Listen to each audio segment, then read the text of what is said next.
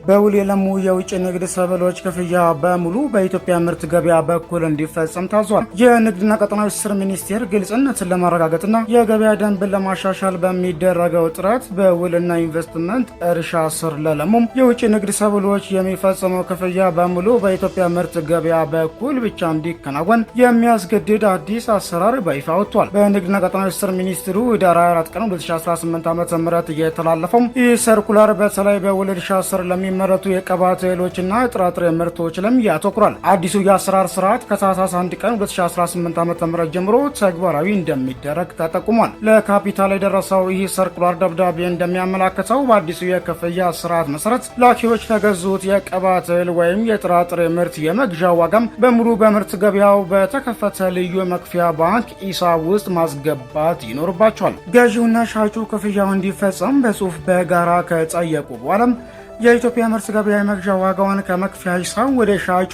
መቀበያ ሂሳብ በሚቀጥለው የስራ ቀን የማስተላለፍ ግዴታ አለበት። ይህ ማዕከላዊ አሰራር ቀደም ሲል በስራ ላይ የዋለውና በላኪዎችና በአቅራቢዎች መካከል የነበረውን የቀጥታ የባንክ ዝውውር ስርዓት ያስቀራል ነው እየተባለው።